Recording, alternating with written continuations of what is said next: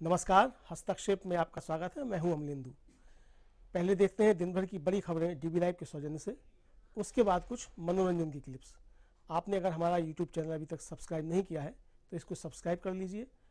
Video को ज़्यादा से ज़्यादा लाइक और शेयर कीजिए और कमेंट बॉक्स में कमेंट करके अपनी राय भी बताइए कि इस खबर पर आपकी क्या प्रतिक्रिया है।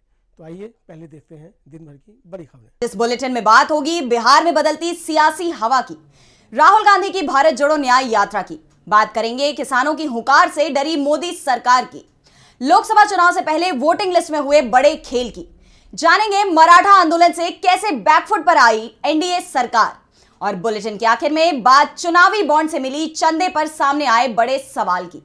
इसके अलावा और भी कई बड़ी खबरों से आपको करवाएंगे रूबरू, लेकिन तमाम बड़ी खबरों से पहले एक नजर सुर्खियों पर। जेडीयू मंत्री विजय चौधरी के आवास से पार्टी के 4 विधायक बीमा भारती, संजीव सिंह, दिलीप राय और सुदर्शन गायब। बीमा भारती का फोन हुआ स्विच ऑफ, मुश्किल में फंसी नीतीश सरकार। पंजाब में अकाली दल और बीजेपी के बीच गठबंधन को लेकर बातचीत टूटी। अकाली दल के प्रधान सुखबीर सिंह बादल का ऐलान, हमारा गठबंधन बीएसपी के साथ। किसानों के साथ हो रहे अन्याय के खिलाफ कांग्रेस महासचिव प्रियंका गांधी वाड्रा ने पीएम मोदी पर साधा निशाना, कहा किसानों के रास्ते में कील कांटे बिछाना अमृतकाल है या अन्याय काल। दिल्ली के सीएम अरविंद केजरीवाल ने बीजेपी पर साधा निशाना, कहा भाजपा डरी हुई है, हमें बदनाम कर खत्म करना चाहती है। ये तो थी सुर्खियां। अब बात आज की सबसे बड़ी खबर की। बिहार में नीतीश कुमार सीएम रहेंगे या पूर्व सीएम हो जाएंगे, फैसले का वक्त आ गया है। 12 फरवरी को नीतीश सरकार विश्वास मत पेश करेगी, लेकिन दावा किया जा रहा है कि नीतीश के पास बहुमत ही नहीं है। तो क्या है पूरी खबर और कब नीतीश कुमार रखेंगे विश्वास प्रस्ताव, देखिए ये रिपोर्ट। बिहार की राजनीति में चेक और मेट का खेल जारी है। नीतीश कुमार के बहुमत साबित करने से पहले जेडीयू और बीजेपी विधायकों में टूट का दावा किया जा रहा है। कहा जा रहा है कि बीजेपी और जेडीयू के कुछ विधायक आरजेडी के संपर्क में हैं। सूत्रों के मुताबिक 12 फरवरी को होने वाले फ्लोर टेस्ट से पहले नीतीश कुमार की जेडीयू में टूट संभव है। दावा किया जा रहा है कि जेडीयू के 1 दर्जन से अधिक विधायक लालू यादव और तेजस्वी यादव की रडार पर हैं। वहीं टूट की संभावना सिर्फ जेडीयू में नहीं बल्कि भाजपा में भी है। सूत्रों के मुताबिक भाजपा के 6 और जेडीयू के 1 दर्जन से ज्यादा विधायक फ्लोर टेस्ट से गायब रह सकते हैं। आरजेडी ने अपने सभी विधायकों को एकजुट कर लिया है। कांग्रेस विधायकों को भी पटना बुला लिया गया है। तो वहीं विपक्ष के विधायक ने जीतन राम मांझी से मुलाकात की है और दावा किया है कि खेला होना तय है। फ्लोर टेस्ट के एक दिन पहले ये अंतिम रात नीतीश कुमार पर सबसे भारी बीतती दिखाई दे रही है। कहा जा रहा है कि सभी पार्टियां अपने अपने विधायकों पर पूरी नजर रखे हुए हैं और विधायकों को ठीक फ्लोर टेस्ट से पहले विधानसभा ले जाया जाएगा। इन तमाम खबरों के बीच सबकी निगाहें जीतन राम मांझी पर टिकी हुई हैं। जीतन राम मांझी अपनी पार्टी के 2 विधायकों को मंत्री बनाए जाने की मांग को लेकर नाराजगी जता चुके हैं। हालांकि उनके बेटे नीतीश सरकार में मंत्री हैं, लेकिन उनकी मांग है कि उनकी पार्टी के एक और विधायक को मंत्री बनाया जाए। बाराचट्टी से उनकी पार्टी के विधायक ज्योति देवी भी खुद को मंत्रिमंडल में देखने की इच्छा जता चुके हैं। उनका तर्क है कि हर बार पुराने मंत्रियों को ही सरकार में शामिल किया जाता है, नए मंत्रियों को आखिर कब मौका मिलेगा। मीडिया रिपोर्ट्स के मुताबिक जीतन राम मांझी का मन डोल सकता है, क्योंकि उन्हें राजद की ओर से मुख्यमंत्री पद का ऑफर भी दिया जा चुका है, जबकि शनिवार शाम उनकी विपक्ष के एक नए एमएलए से मुलाकात भी हुई है। कहा जा रहा है कि विपक्ष के जिस एमएलए ने मांझी से मुलाकात की है वो लालू यादव के खास हैं और कोई मैसेज लेकर मांझी के पास पहुंचे थे, जिससे ये माना जा रहा है कि फ्लोर टेस्ट से पहले तेजस्वी यादव बड़ा खेला करने की तैयारी पूरी कर चुके हैं। बिहार में नीतीश के साथ खेला होना तय दिखाई दे रहा है। चिंता में मोदी सरकार भी दिख रही है और ये चिंता राहुल गांधी की भारत जोड़ो न्याय यात्रा ने और बढ़ा दी है। यूपी में 16 फरवरी को भारत जोड़ो न्याय यात्रा प्रवेश करेगी। यात्रा के रूट में भी बदलाव हुआ है। तो क्या है पूरी खबर, देखिए ये रिपोर्ट।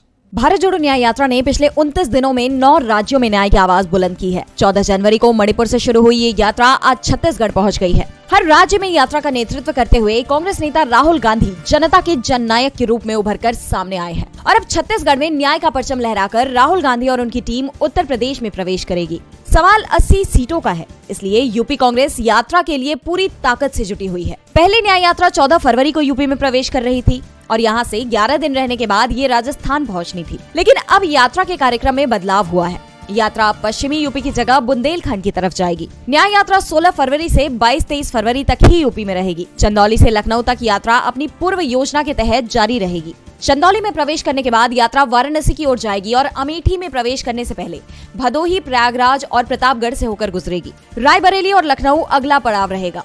यात्रा 19 फरवरी को अमेठी और रायबरेली को कवर करेगी। यहाँ राहुल गांधी के साथ सपा प्रमुख अखिलेश यादव भी यात्रा में शामिल नजर आएंगे। लखनऊ से सीतापुर जाने के बजाय अब ये यात्रा कानपुर और फिर झांसी तक जाएगी, जहाँ से ये मध्य प्रदेश में प्रवेश करेगी। यात्रा के शेड्यूल में बदलाव की वजह यूपी बोर्ड की हाई स्कूल और इंटरमीडिएट की परीक्षा बताई जा रही है। कांग्रेस की नजर पूर्वांचल के अलावा अब बुंदेलखंड पर भी है। भारत जोड़ो न्याय यात्रा की सफलता से तो बीजेपी पहले से ही परेशान दिख रही है, तो पीएम मोदी की परेशानी को किसानों ने बढ़ा दिया है।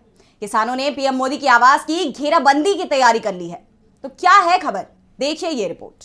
अपनी मांगों को मनवाने के लिए किसान ने एक बार फिर मोदी सरकार के खिलाफ मोर्चा खोल दिया है। संयुक्त किसान मोर्चा और किसान मजदूर मोर्चा समेत 26 किसान संगठन 13 फरवरी को दिल्ली कूच करने के ऐलान के बाद अब 16 फरवरी को भारत बंद का आह्वान कर रहे हैं। उधर हरियाणा सरकार ने किसानों को रोकने के लिए पूरी ताकत झोंक दी है। आशंका है कि दिल्ली में घुसने के बाद किसान प्रधानमंत्री नरेंद्र मोदी के आवास के बाहर प्रदर्शन कर सकते हैं। इसके अलावा किसान मंत्रियों और कई भाजपा नेताओं समेत दूसरे अन्य वीआईपी के आवास के बाहर प्रदर्शन कर सकते हैं। किसानों के दिल्ली चलो मार्च को देखते हुए दिल्ली के सीलमपुर इलाके में और हरियाणा के पंचकुला शहर में भीड़ जुटाने की मनाही कर दी गई है। बताया जा रहा है कि 200 किसान संगठन इस प्रदर्शन में हिस्सा ले रहे हैं। पेंशन लाभ तथा एमएसपी समेत कई मांगों को लेकर किसान इस बार दिल्ली में प्रदर्शन की तैयारी में है। वहीं हरियाणा के 7 जिलों में मोबाइल इंटरनेट सेवा को निलंबित कर दिया गया है।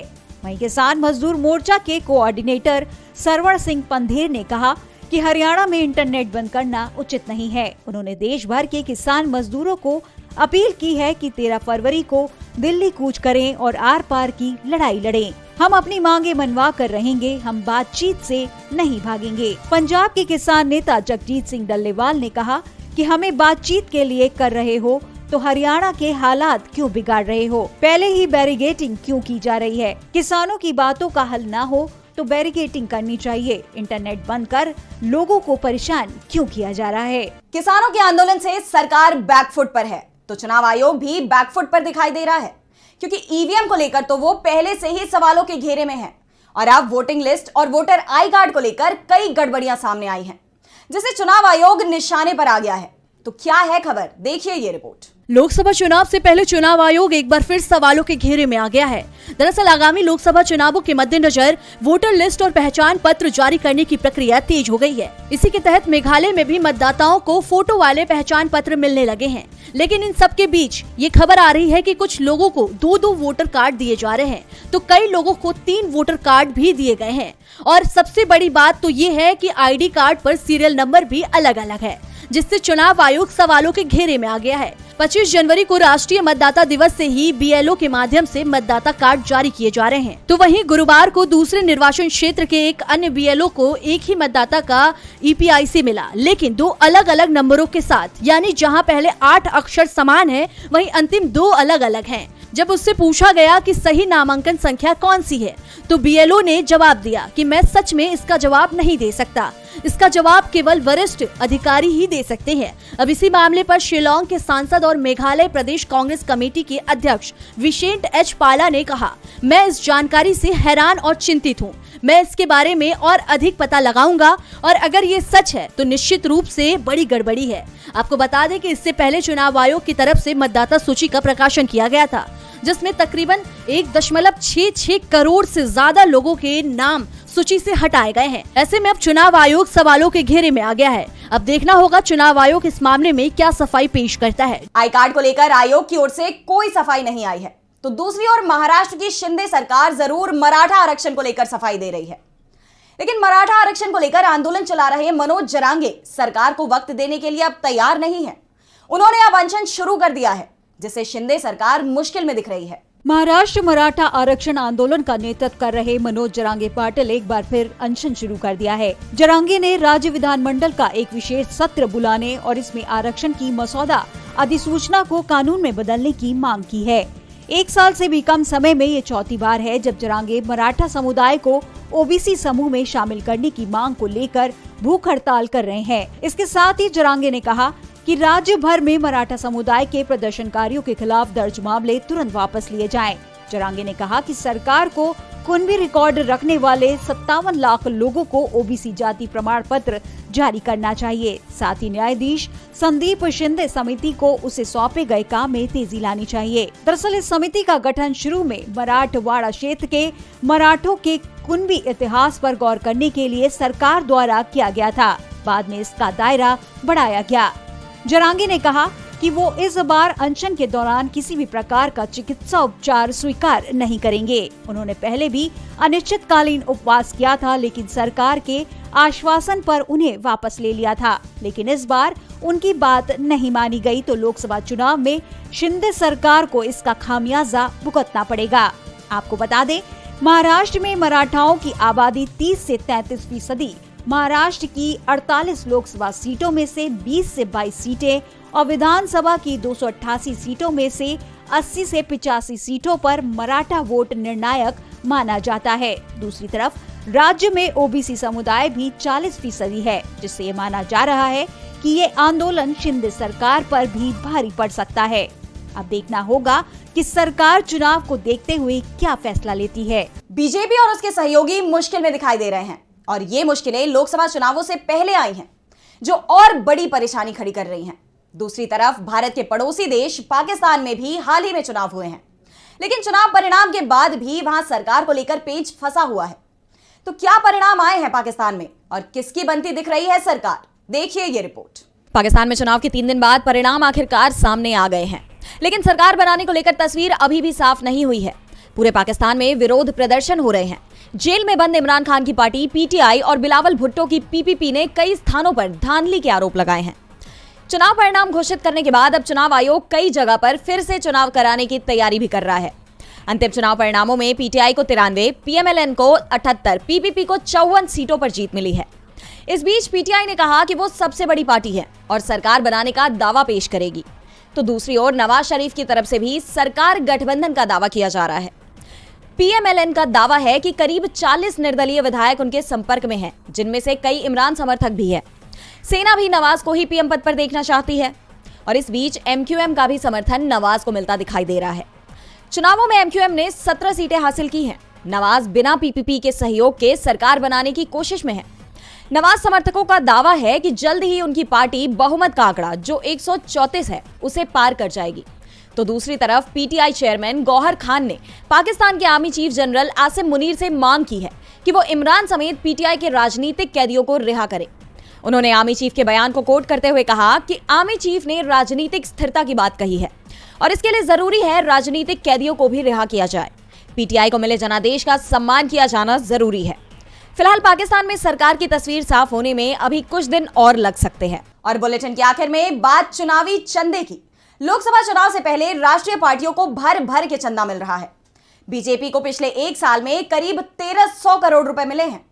ये कांग्रेस की तुलना में 7 गुना अधिक है। तो क्या है पूरी खबर, देखते हैं इस रिपोर्ट में।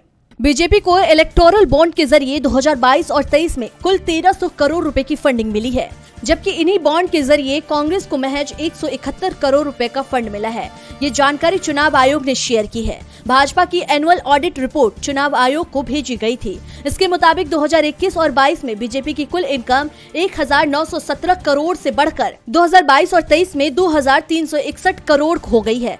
साल 2022 और 23 में चुनावी बॉन्ड्स के जरिए भाजपा को 1249 करोड़ रुपए मिले हैं। वहीं कांग्रेस की बात करें तो पार्टी को साल 2022 और 23 में 171 करोड़ रुपए चंदा के रूप में मिले हैं। देश के कारोबारी बीजेपी को भर भर कर पैसे दे रहे हैं। चुनाव आयोग को सौंपी गई पार्टी की वार्षिक ऑडिट रिपोर्ट के अनुसार वित्तीय वर्ष 2022 और 23 में बीजेपी को कुल 2120 करोड़ रुपए प्राप्त हुए हैं, जिसमें से चुनावी बॉन्ड से 61% पैसे मिले हैं, जो 1249 करोड़ रुपए हैं।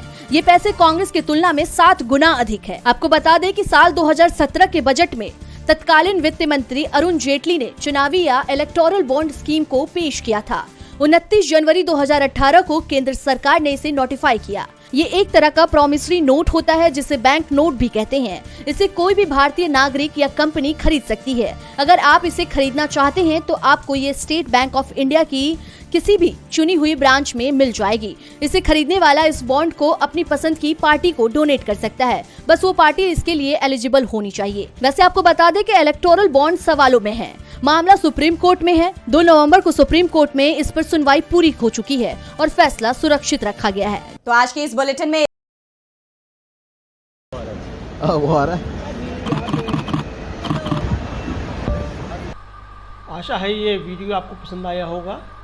इसको ज़्यादा से ज़्यादा शेयर करें, लाइक करें, सब्सक्राइब करें चैनल को, फेसबुक पेज को फॉलो करें और ज़्यादा से ज़्यादा इसको सब्सक्राइब